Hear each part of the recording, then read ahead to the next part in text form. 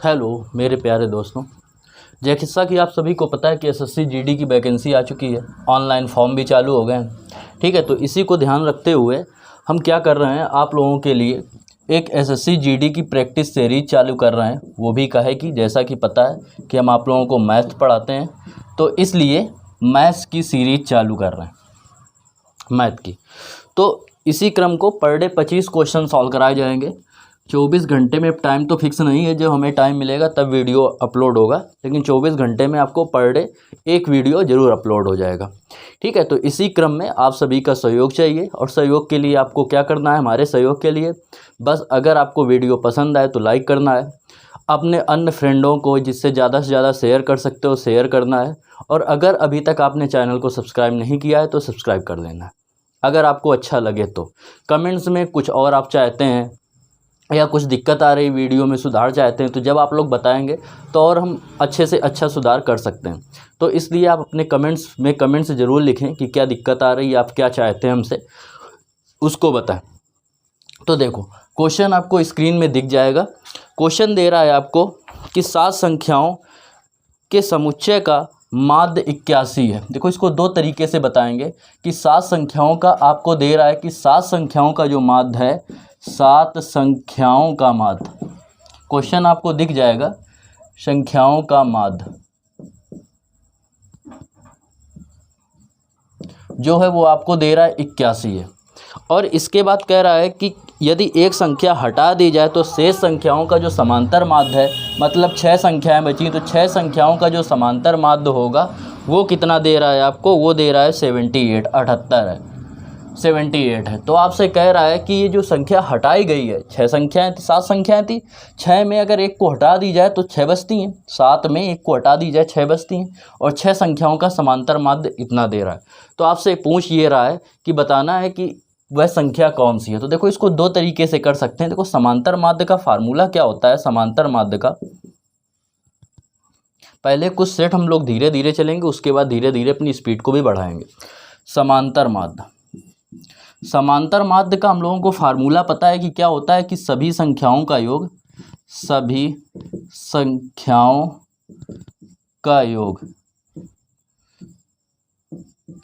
Upon में होता है जितनी संख्याएं दी गई हों,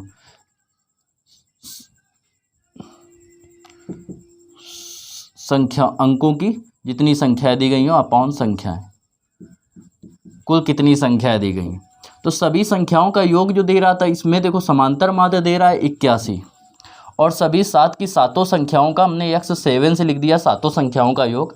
और इस संख्याओं कितनी थी, 7, तो नीचे लिख देंगे 7, और ये 81 था, तो 7 एकम 7, तो x7 मतलब 7 संख्याओं का जो योग होगा वो 7 एकम 7 और 8 सते 56, 567 हो जाएगा। ये हो गया 7 संख्याओं का योग। ऐसे 6 संख्याओं का योग लिखेंगे तो 6 संख्याओं का जो समांतर माध्य है वो 78 है, इसको हमने x6 से निकाल दिया, और अपॉन में कितना रखेंगे, 6 का इसमें गुणा करेंगे, 8 छंग 48, 48 की आएगा कितना 8, और 7 छंग 42, और 42 और 4 जो होंगे वो हो जाएंगे 46 बराबर x6। अब देखो, 7 संख्याओं का योग, जैसे 7 संख्याएं देता, 1 2 3 4 5 6 और 7। अभी इसको हम एक बहुत डायरेक्ट मेथड बताएंगे, इजी मेथड भी बताएंगे आपको। और 6 संख्याओं का इतना तो योग दे रहा है, इन सभी का जो योग है वो आपको कह रहा है कितना है, x67 567 567। देख लेते हैं वीडियो में आ रहा है या नहीं।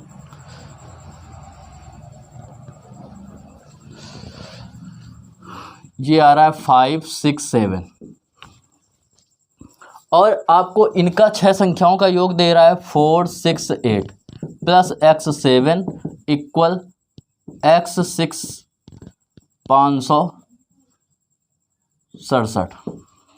इसको कैपिटल X से लिख लेते हैं।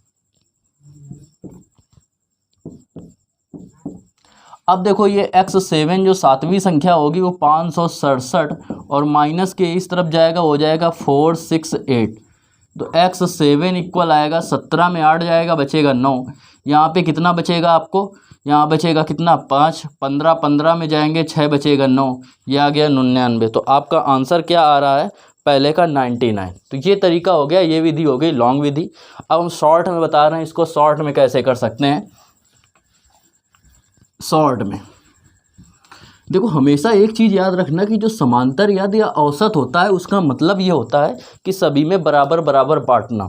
जैसे आपसे कह दे कि एक को मिलते हैं, किसी व्यक्ति को मिलते हैं 50 रुपये, एक को मिलते हैं 40 रुपये, दो को हो गए।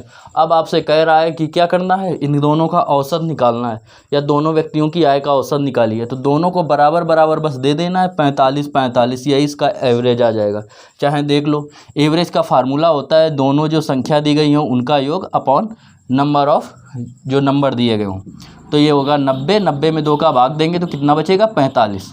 बात समझ में आई। मतलब क्या होता है, औसत या समांतर माध्य का मतलब केवल यही है कि सभी में बराबर बराबर बांटना। तो अब देखो करना क्या है। देखो पहले इनका एवरेज जो था औसत था 81 था, तो इसका मतलब कि जितना था सबके पास 81 थे। सभी के पास मतलब X7 के पास भी 81 थे, X और इसके पहले वाले भी सबके पास 81 थे, X6 के पास भी 81 थे, सभी के पास 81 थे। हुआ क्या कि एक संख्या निकल गई, एक संख्या हटा दी गई, मतलब X7 को हटा दिया गया। जब X7 को हटाया गया तो सभी का एवरेज कम हो गया। मतलब ये 81 तो लेके गया ही है, इन सबसे भी कुछ लेके चला गया, तभी सबके पास 78 बचे। पहले थे 81, कुछ लेके चला गया तो कुछ 78 बचे। अब देखो लेके कितना गया, तो प्रत्येक से लेके जा रहा है 78 का मतलब क्या है, 6 संख्याओं में सभी के पास 78 है। तो 81 था तो सबसे कितना कितना लेके गया, 3, कितने से, 6 से, तो 6 तरीक 18, 18 इसमें ऐड कर देंगे तो कितना आ जाएगा, 99। अब ये डायरेक्ट मेथड हो गया और आपको इसी को अप्लाई करना है, यही आपका आंसर है। सेकेंड नंबर क्वेश्चन देखते हैं। कह रहा है 1 किलोग्राम जो कागज़ का मूल्य है वो 55 रुपये प्रति किलोग्राम है, और 1 किलोग्राम चावल, 1 किलोग्राम जो है आपका कागज़ जो है वो 192 वर्ग मीटर क्षेत्रफल को ढक सकता है। अब देखो कह क्या रहा है कि एक 8 मीटर भुजा वाला घन है। घन की जो भुजा दे रहा है, घन की भुजा वो आपको दे रहा है 8 मीटर।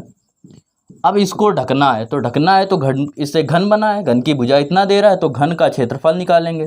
तो घन का जो क्षेत्रफल होता है वो आपको पता है 6a² होता है। अब 6 × a², a मतलब 8 का स्क्वायर, तो 8 का स्क्वायर हो जाएगा 6 × 64। ये क्षेत्रफल कितना हो गया, इतने वर्ग मीटर, ये घन का हो गया। अब 1 मीटर ढकता है इतने और आपको इतने मीटर ढकना है, तो इतने में इसका भाग दे दो, पता चल जाएगा कितने किलोग्राम चाहिए। तो कागज की मात्रा, कागज की जब मात्रा निकालेंगे तो टोटल क्षेत्रफल आया है अपने पास 6 × 64, और इसमें दे रहा था 192। 2 से काटेंगे 3 बार जाएगा, अगर 6 से काट देंगे तो 6 3 18, 6 दूनी 12, 32 दूनी 64, आपके पास बचेगा 2 किलोग्राम आ जाएगा। और आपसे पूछ रहा था कितना खर्च आएगा, तो 1 किलोग्राम का जो मूल है वो है आपके पास कितना, 55 रुपये। तो आपके पास 2 किलोग्राम का जो मूल है वो कितना आ जाएगा, 55 × 2 बराबर 110 रुपये। ये आपका आंसर आ गया। इसके बाद देखो देखते हैं question number third number question क्या दे रहा है।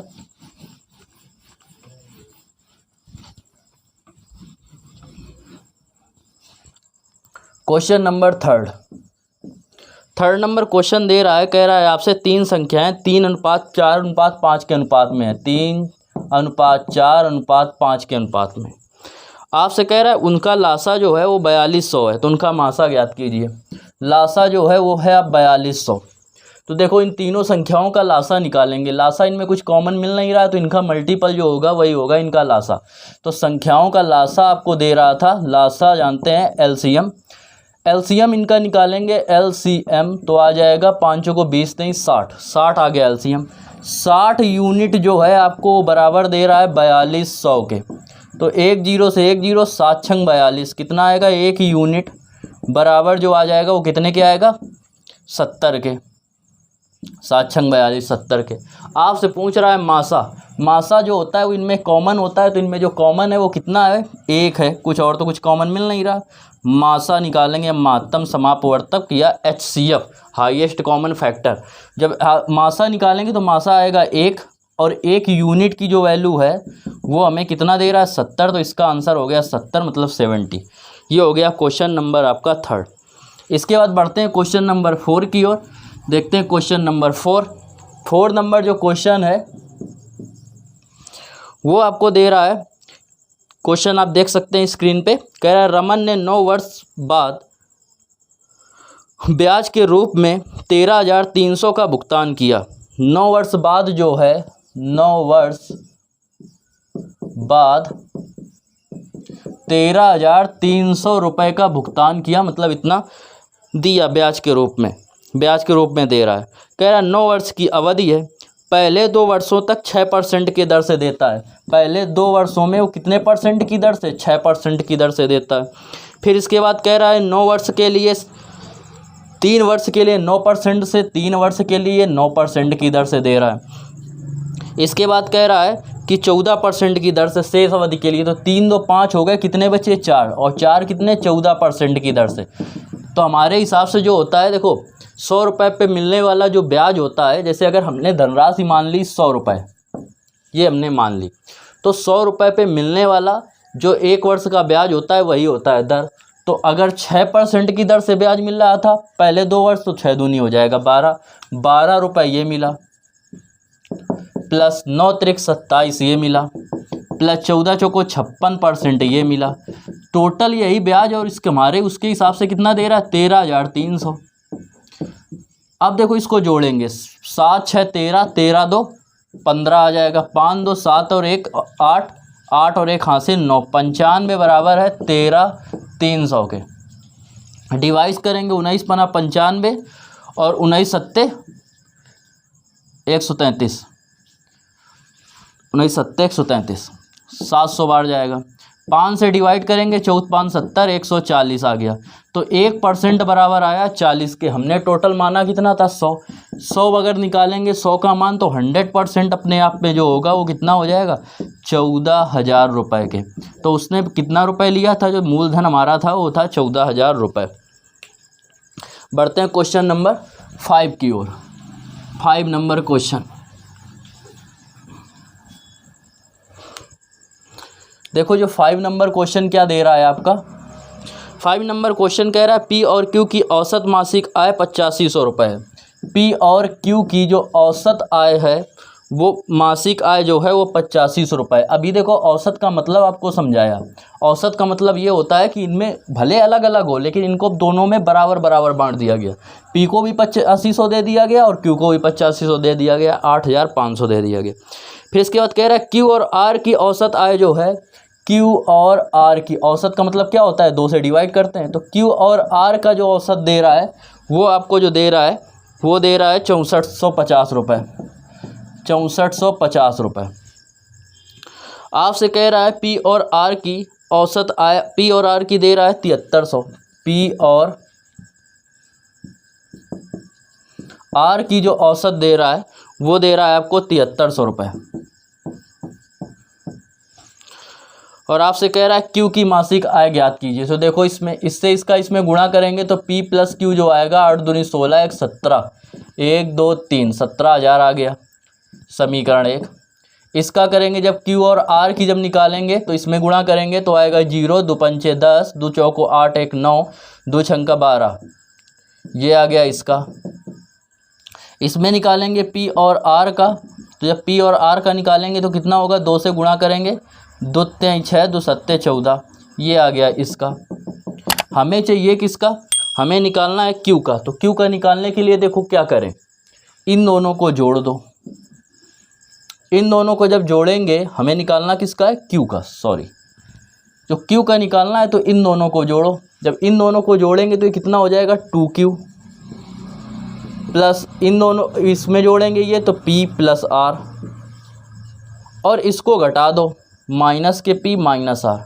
क्या किया गया है? इन दोनों को जोड़ा गया है। तो इन दोनों को जब जोड़ेंगे तो 0 में 0 जोड़ेंगे 0, इन 0 में 0 जोड़ेंगे 0, 9 में 0 जोड़ेंगे 9, और 12 और 17 कितने हो जाएंगे? 29। इसमें घटाना इसको है 14,600 को।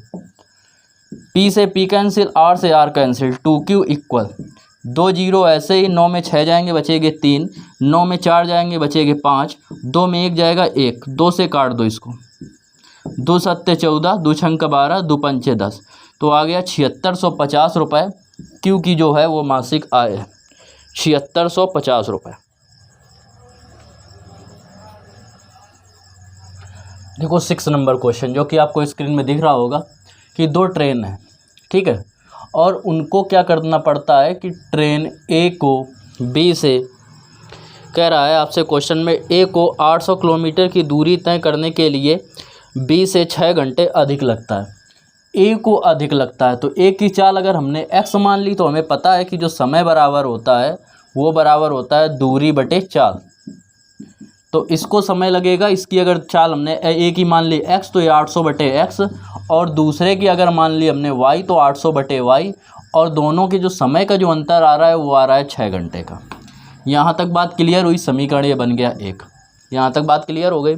इसके बाद देखो क्वेश्चन पे क्या कह रहा है कि यदि ट्रेन ए की गति को दोगुनी कर दी जाए, ट्रेन ए की गति को दोगुनी कर दी जाए, तो जब दोगुनी कर दिया जाएगा तो क्या होता है, तो 2 घंटे कम समय लेती है, मतलब इसको समय ज़्यादा लग रहा है, तो इसमें अब घटाएंगे, ज़्यादा वाले में घटाते हैं, और ये 800 बटे हो जाएगा 2x, और तब कितना लगता है, तब दोनों के जो समय का अंतर आ रहा है वो आ रहा है 2 घंटे का, तो 2 घंटे का आ रहा है अंतर। समीकरण 2 हो गया।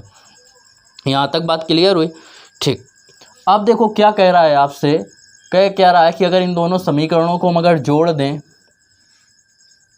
तो देखो क्या आएगा जोड़ने पर,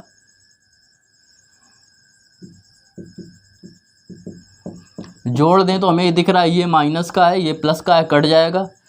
ये क्या होगा 800 में, इसमें 800 बटे एक्स माइनस 800 अपॉन 2x, ये 6 दूनी 8, 8 से काट देंगे इन दोनों को तो आएगा 100 upon x minus 100 upon 2x equal 1। 2x LCM लिया, 2 का इधर में गुणा हो गया, 200 माइनस 100 बराबर 1। इससे x को सॉल्व कर लेंगे, आएगा 100 से 2 के भाग देंगे 50, तो x बराबर आ गया 50। मतलब a की स्पीड है 50 किलोमीटर प्रति घंटा।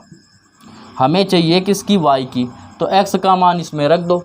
x का मान समीकरण 1 में रखेंगे। अब आपको लिखने की तो ज़रूरत है नहीं क्योंकि कंपटीशन है, तो 800 बटे यहाँ पे रखेंगे 50 माइनस 800 अपॉन y बराबर 6। 0 से 0 कट गया, 5 से डिवाइड करेंगे कितने बार जाएगा, 16 50 80, ये इधर आएगा तो 16 में ये माइनस का हो जाएगा, 16 में 6 जाएंगे बचेगा 10, और ये उस तरफ जाएगा तो प्लस का हो जाएगा 800 अपॉन वाई। 0 से 0 कट गया, y इस तरफ आ गया, y का 1 में गुणा करेंगे y आएगा, ये आएगा 80 किलोमीटर प्रति घंटा। ये किसकी स्पीड हो गई, ये हो गई आपकी y की, b की स्पीड हो गई, जो कि आपको पूछ रहा था। यही आपका क्या है, आंसर है। अब देखो इसके बाद बढ़ते हैं क्वेश्चन नंबर 6 के बाद 7 नंबर क्वेश्चन की ओर। क्वेश्चन नंबर देखते हैं 7 क्या दे रहा है। 7 नंबर जो क्वेश्चन है वो कह रहा है आपसे कि यदि प्रतिदिन 6 घंटे काम करके एक आदमी 10 आदमी 90 दिनों में एक काम कर सकते हैं। कह रहा है कितने घंटे, 6 घंटे। देखो एक फार्मूला पता होगा MDH/W, ये जब हम टाइप बताएंगे तब आपको करवाते जाएंगे, लेकिन अभी प्रैक्टिस सेट करवा रहे हैं तो इसलिए प्रैक्टिस सेट करवा दे रहे हैं। और ये M2D2H2W2, मतलब M का मतलब है मैन, D का मतलब है डे दिन, H का मतलब है घंटे, और W का मतलब है वर्क। तो पहले वाले स्टेप में देखो क्या कह रहा है कि कह रहा है 6 घंटे दे रहा है 6, कितने आदमी कह रहा है 10 आदमी, कितने दिन में काम कर लेते हैं, 90 दिन में काम कर लेते हैं। W आपसे वर्क दे नहीं रहा तो वर्क काम ख़त्म। फिर दूसरी तरफ आपसे कह रहा है कि तो प्रतिदिन 15 घंटे, तो इसमें 15 कह रहा था, 15 घंटे प्रतिदिन 6 आदमी काम करके कितने दिनों में पूरा करेंगे, तो दिन पूछ रहा था। तो देखो 15 छक्का 90, 6 से 6 कट गया, बचे कितने 10 छक्का 60, तो D2 आ गया कितने 60 दिन में क्या होगा, पूरा का पूरा काम कंप्लीट हो जाएगा। तो इसका आंसर आ जाएगा 60। अब देखो आगे बढ़ते हैं क्वेश्चन नंबर, ये हो गया 8 की ओर। 8 जो कि 8 नंबर क्वेश्चन आपको स्क्रीन में देख रहा होगा, इसको अच्छे से समझ लीजिए, बहुत सिंपल क्वेश्चन है, कोई हार्ड नहीं है।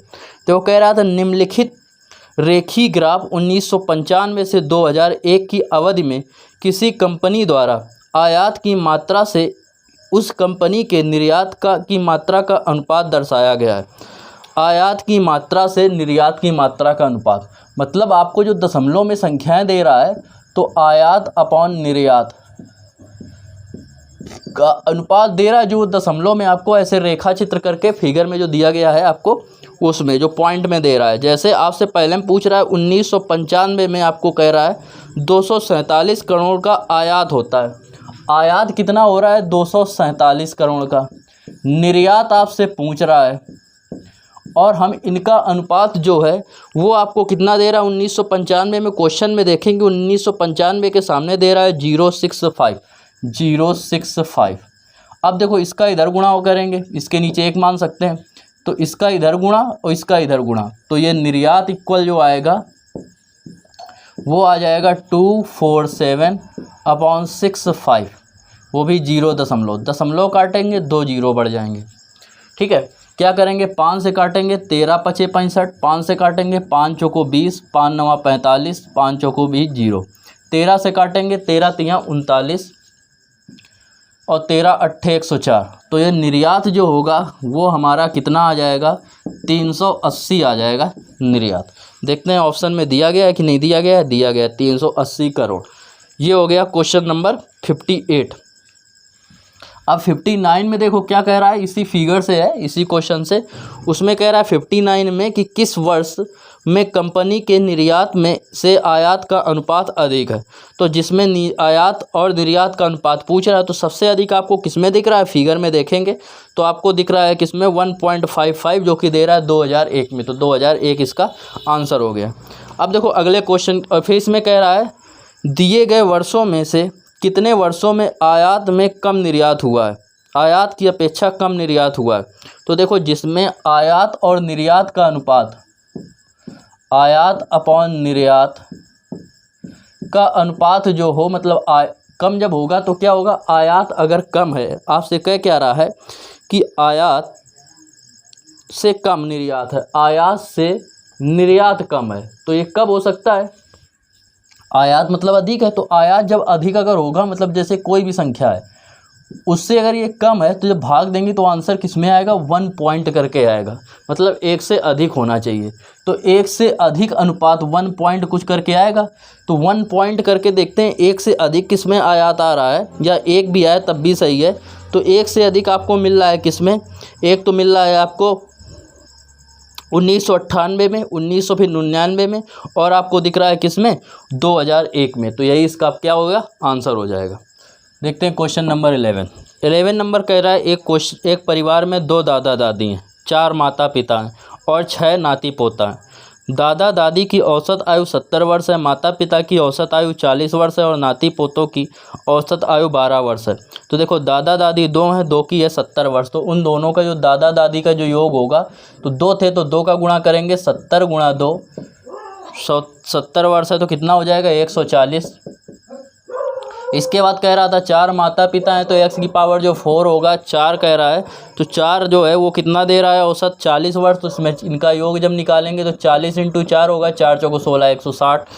फिर इसके बाद आपसे कह रहा है क्या? कह रहा है कि जो नाती पोता हैं वो कितने थे? 6 की क्या है? 12 वर्ष है। तो नाती पोता 6 थे, इनकी जो है वो 12 वर्ष है। तो 6 × 12, 12 कितने हो जाएंगे? 72। अब देखो हमें निकालना इनका औसत, तो ये कितने हो गए? 6 4 10 2 12 टोटल संख्या हो गई। इनका योग निकालेंगे तो आएगा ये 2, 6 4 10 7 17, 1 1 2 1 3, 12 से भाग देंगे तो आएगा 12 नहीं 36 और 12 एकम 12, तो 31 वर्ष जो है वो पूरे परिवार की क्या है? औसत आयु है।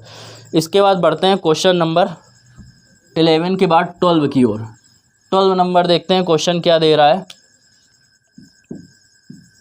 12 नंबर क्वेश्चन कह रहा है यदि 15 श्रमिक 10 दिनों में 1800 कमा सकते हैं। देखो अभी ये MDH वाला वही हो गया, MDH/W। जो कमाई होगी वो भी वैगेज में जाएगी, मतलब W में जाएगी, वर्क में। 15 श्रमिक तो आदमी है 15, और कितने दिन में कमाते हैं? 10 दिन में। घंटे दे नहीं रहा, कितने कमा लेते हैं? 1800 कमा लेते हैं। और आपसे क्या कह रहा है इसके बाद? तो 8 दिनों में 5 श्रमिक कितना कमाई करेंगे? 8 दिनों में 5 श्रमिक कह रहा है कितनी कमाई करेंगे। यहाँ पूछ रहा है x का मान, तो देखो इसमें करेंगे 5 × 15, 6 × 18, 1 0 से 0 कट गया। अब इसका इधर गुणा कर देंगे, 8 6 48, तो 480 रुपये कमा लेंगे। यही हमारा क्या इस क्वेश्चन का आंसर है। 12 हो गया क्वेश्चन। बढ़ते हैं क्वेश्चन नंबर 12 के बाद 13 की ओर। 13 नंबर क्वेश्चन देखते हैं। 400 मीटर लंबी ट्रेन 300 मीटर लंबे पुल को 70 सेकंड में पार कर लेती है। देखो, चाल बराबर आपको समय बराबर पता है कि क्या होता है, समय बराबर होता है दूरी बटे चाल। दूरी में किसकी की हो जाएगी, ट्रेन की भी दूरी जुड़ जाएगी और पुल की भी जुड़ जाएगी, तो 40 और 30 और बटे चाल आपसे पूछ रहा है, स्पीड आपसे पूछ रहा है।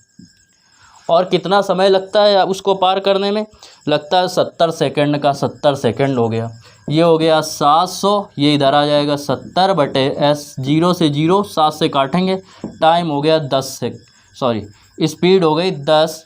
ये मीटर से मीटर में था, ये सेकंड में था, तो 10 मीटर प्रति सेकंड। आपसे अगर पूछ रहा है, ऑप्शन में दे रहा है किसमें, किलोमीटर घंटा में, तो किलोमीटर घंटा में बदलने के लिए पता है कि क्या करते हैं, 18 बटे 5 का गुणा कर देते हैं। 5 दूनी 10, 18 दूनी 36, 36 किलोमीटर प्रति घंटा इस क्वेश्चन का क्या है, आंसर है। देखो क्वेश्चन नंबर 14 जो आपको स्क्रीन में दिख रहा है, कह रहा है कि एक हैंडबैग पे 25% की छूट मिलती है। अब 25% की छूट मिल रही है, मतलब कोई वस्तु अगर 100% होती है अपने आप में, 25% की छूट मिल गई, बची 75%। उसने क्या किया, नगद पेमेंट किया, और नगद पेमेंट पे 10% की और छूट मिल गई। तो इसका 10%, अगर हम लोग 75 का 10% निकालें तो कितना आएगा, 7.5। तो 75% पे और 7.5 कम हो गए तो कितना बचेगा, 14 में 7 जाएंगे 7, 67.5%। इतने परसेंट जो बचा आप हमारे हिसाब से देना चाहिए था, और उसने दिया कितना, 540 रुपये। 540 रुपये दे रहा है। 13 से डिवाइड करेंगे, अगर इसको दशमलव काटेंगे, एक जीरो बढ़ जाएगा इस तरफ, 67.5। ठीक है, अब इसको देखो सॉल्व करेंगे जब, तो 5 से अगर काटेंगे इसको तो आएगा 5 एकम 5, बचेंगे इसमें कितने, 1 5 3 15 5 25 135, और इसमें डिवाइड करेंगे 5 से, 5 एकम 5 और 5 अट्ठे 40, इतना हो जाएगा। इससे डिवाइड करेंगे 13 अट्ठे 104, 13 बार चला जाए, 8 बार जाएगा, तो 1% जो आएगा वो बराबर आएगा 8 के। हमें चाहिए अपने आप में 100%, अंकित मूल था 100%, तो ये आ जाएगा 800 रुपये। इसका आंसर हो गया। बात समझ में आई? ठीक, क्वेश्चन नंबर 14 हो गया। बढ़ते हैं क्वेश्चन नंबर 15 की ओर। 15 नंबर क्वेश्चन देखते हैं क्या दे रहा है। 15 नंबर जो क्वेश्चन है वो आपसे कह रहा है कि 8 मीटर त्रिज्या वाले एक वृत्त का क्षेत्रफल 8 सेंटीमीटर आधार वाले त्रिभुज के क्षेत्रफल के बराबर है।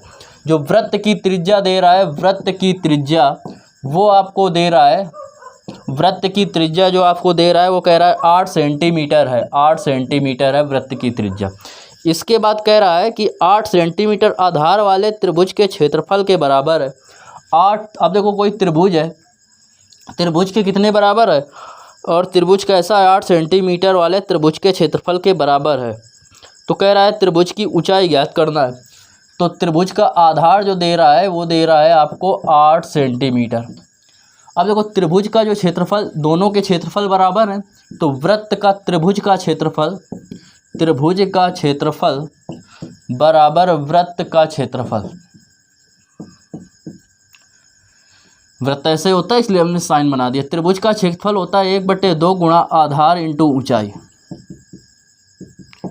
और इसका होता है पाई आर स्क्वायर।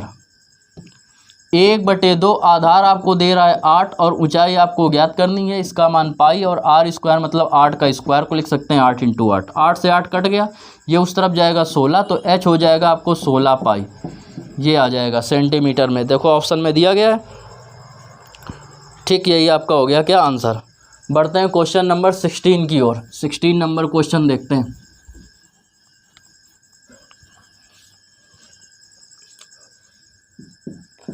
सिक्सटीन नंबर देखो क्वेश्चन क्या दे रहा है आपको। कह रहा है यह नियत किया गया कि 780 के पी क्यू और आर के बीच 1:2:3 के अनुपात में बांटना है। 780 रुपये को पी क्यू आर में 1:2:3 के अनुपात में बांटना था। लेकिन हुआ क्या कि गलती से 1/2 अनुपात 1/3 अनुपात 1/4 के अनुपात में बांट दिया गया। तो इनका सही से रेशियो पॉन में हटा के निकालने के लिए क्या करेंगे, 4 नहीं 12, इसका एलसीएम होगा, 12 ऊपर करेंगे तो 12/2, 12/3 और 12/4, 2 छंग का 12, 3 चौको 12 और 4 तीन 12। तो ये आ गया अनुपात जो इस अनुपात में बांटा गया। आपसे पूछ रहा है क्वेश्चन में कि इस गलती में Q को कितनी हानि हुई। तो देखो पहले Q को मिलने चाहिए थे 3 2 5 1 6, 6 बराबर हमारा था कितने के, 78 के। 6 यूनिट जो थी वो बराबर थी 78 के 780 रुपये के। 1 यूनिट जो होगी वो बराबर कितने की होगी, 6 एकम 6, 6 त्रिक 18, 13 छंग 78, 130 के। Q का पूछ रहा है तो Q था 2, तो 2 यूनिट जो होगी वो बराबर हो जाएगी 13 दूनी 26, 260 रुपये के। 260 रुपये उसको मिलना चाहिए था, लेकिन इस अनुपात में ना बांट के बांटा इस अनुपात में गया। तो 6 4 10 3 13, 13 के अनुपात में 13 बराबर दे रहा है, तो उसमें जो 13 दे रहा है, 13 यूनिट जो है वो बराबर है कितने के, 780 के अनुपात में बांटा गया। 13 छंग 78, 1 यूनिट बराबर 660 के। Q को मिला कितना, 4, तो 4 यूनिट जो होगा वो बराबर हो जाएगा 6 चौक को 24, 240 रुपये के। मतलब अगर सही बांटा जाता तो उसको मिलते हैं 260, लेकिन गलत बांटने के कारण उसको मिले 240। कितने रुपए का नुकसान हो गया, 20 रुपये का Q को क्या हुआ, लॉस हो गया। तो देखते हैं क्वेश्चन नंबर 17। देखो क्वेश्चन नंबर 17 में दे रहा है आपको कि 1 रुपये की 10 टॉफियाँ खरीदता है। तो 10 टॉफियों का क्रय मूल्य जो है वो 10 टॉफियों का क्रय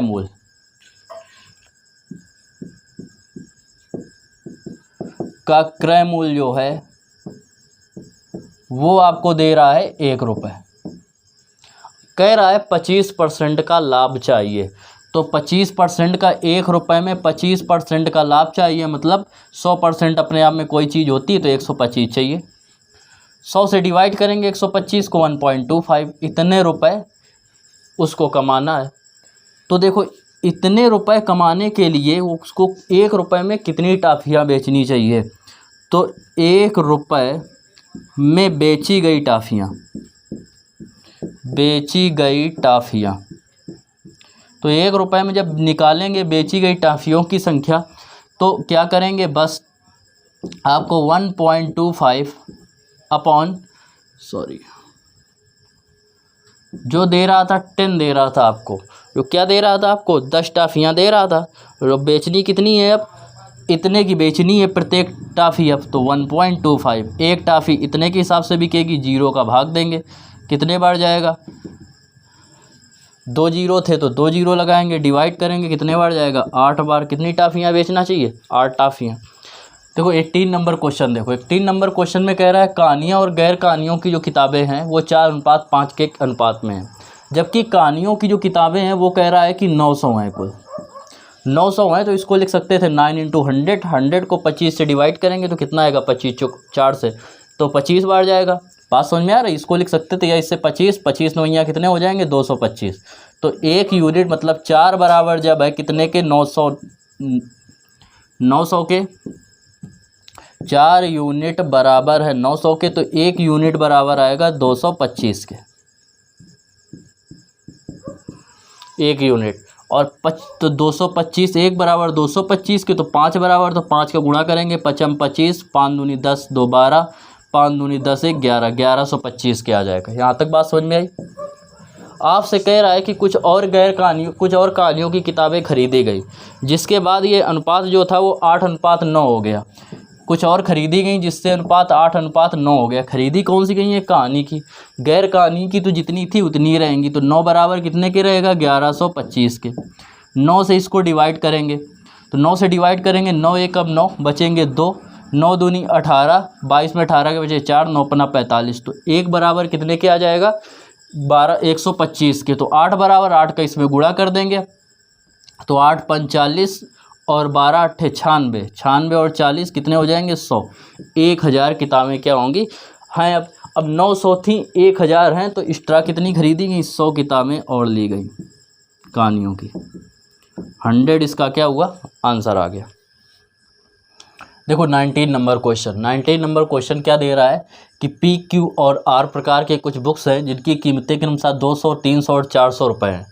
इनको क्या किया गया, 2000 रुपये खर्च किया गया और इनको 1:2:3 के अनुपात में इनको ख़रीदा गया।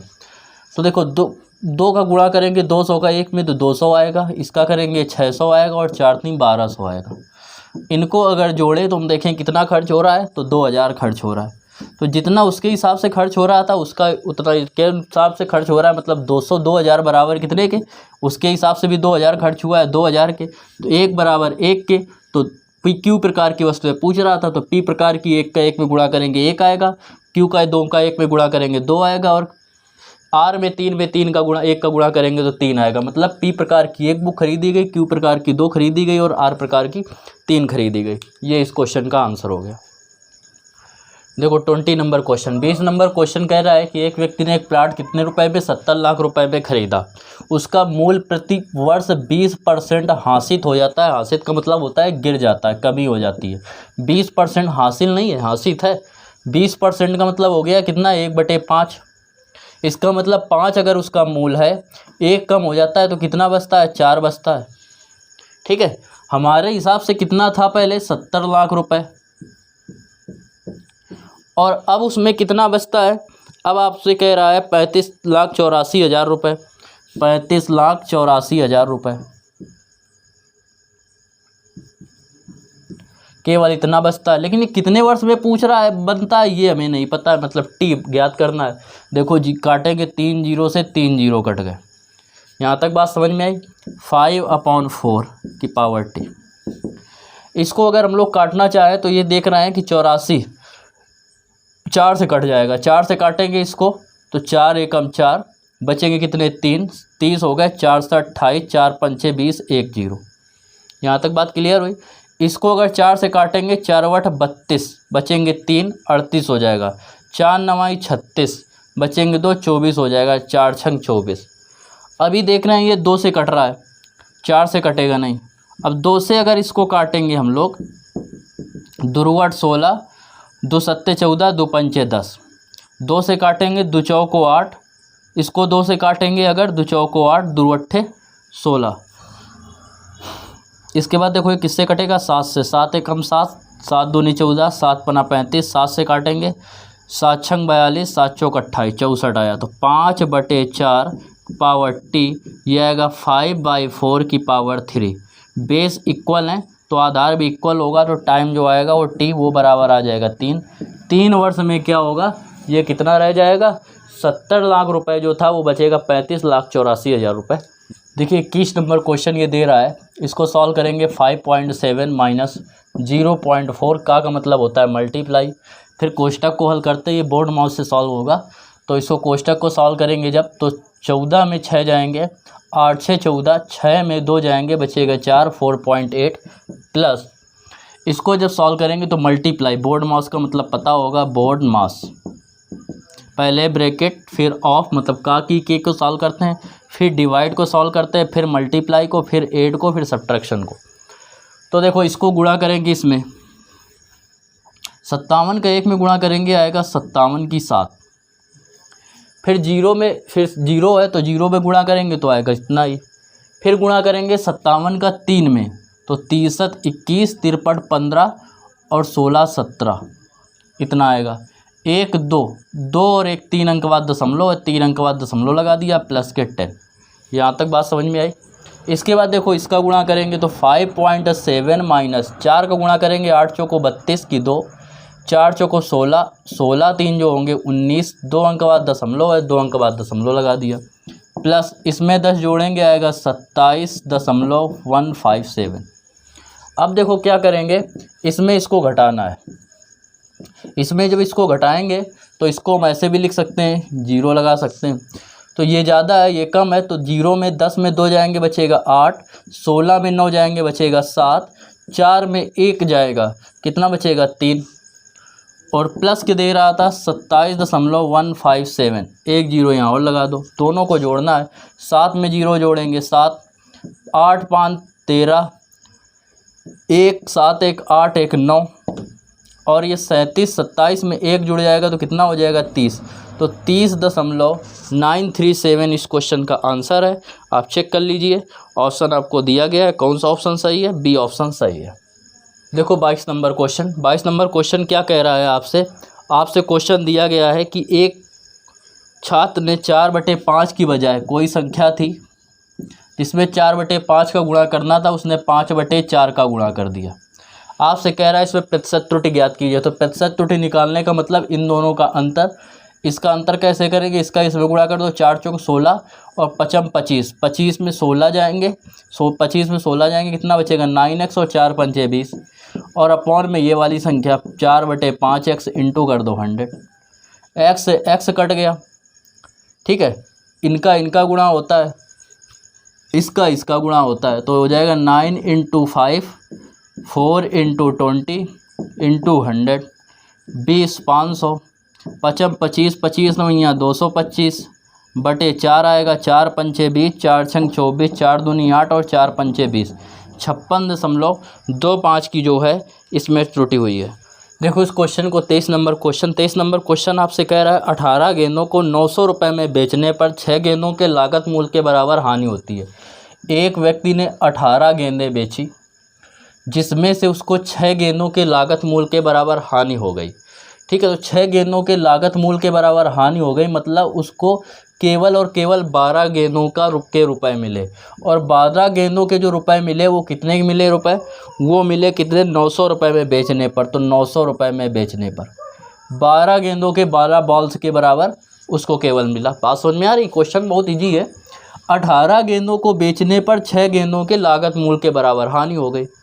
18 बेची, 6 की हानि हुई, मतलब उसको केवल 12 गेंदों का मूल्य मिल पाया है, जबकि बेची 18।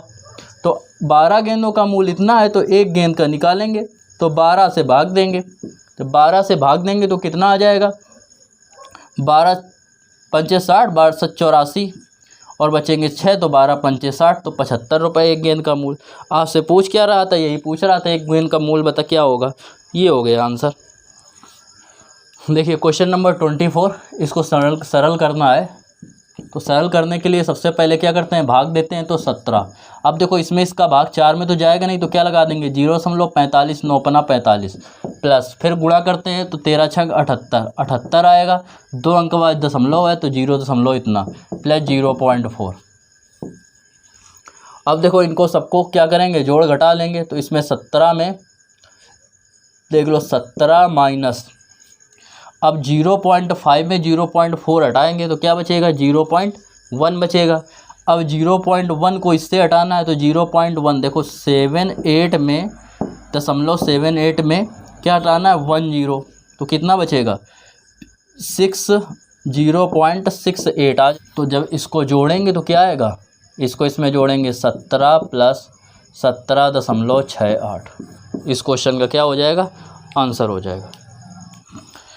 देखो इसका अंतिम क्वेश्चन, लास्ट क्वेश्चन इसका दे रहा है, जो आपको स्क्रीन में नीचे दिख रहा होगा। एक लंबवृत्तीय शंकु के आधार का क्षेत्रफल जो दे रहा है, शंकु के आधार का क्षेत्रफल, शंकु होता है आपका ऐसे कोण, इसका ये आधार का क्षेत्रफल होता है वृत्ताकार, और वृत्त का क्षेत्रफल होता है πr², और πr² बराबर आपको दे रहा है 1408/7, इसका मान 22/7 इंटू r² बराबर हो जाएगा 1408/7। 7 से 60 कट गया, 2 से काटेंगे 11 दूनी 22, 2 से काटेंगे 2 7 14, 2 चौको 8, 11 से काटेंगे 11 छक्का 66 और 11 चौको 44, तो r² बराबर आया 64 के, तो r बराबर आ जाएगा 8 के, और h आपको दे रहा है 10 के। आपसे पूछ रहा है इसका वक्र पृष्ठ ज्ञात कीजिए। वक्र पृष्ठ होता है πrl, तो l चाहिए, और l बराबर होता है √h² प्लस r², h है 10, 10 का स्क्वायर 100, 1 मिनट 6 दे रहा है ऊंचाई आपको 6 दे रहा है, तो ये लिखेंगे यहाँ पे h, 6 का स्क्वायर 36, 8 का स्क्वायर हो जाएगा 64, यह आ जाएगा 100, और 100 का जो स्क्वायर रूट होता है वो कितना होता है 10। हमें निकालना है वक्र पृष्ठ, तो वक्र पृष्ठ निकालने के लिए क्या लगाएंगे, वक्र पृष्ठ होगा πrl, फार्मूले में रख देंगे वैल्यू 22/7 या पाई बना रहने दो। आंसर देखेंगे किस में आ रहा है, आंसर जो आपका आ रहा है वो आ रहा है किस में, पाई के रूप में नहीं आ रहा है, तो वैल्यू रखेंगे πrl की 22/7, R आपको आया है 8 और L आया है 10। 8 और 10 गुणा करेंगे, 8 दूनी 16, 8 दूनी 16 1 17 और ये आ जाएगा 7। इतने वर्ग सेंटीमीटर, अगर सेंटीमीटर में था तो सेंटीमीटर, मीटर में था तो मीटर में, सेंटीमीटर है, सेंटीमीटर आंसर आ गया। तो क्वेश्चन नंबर था 25।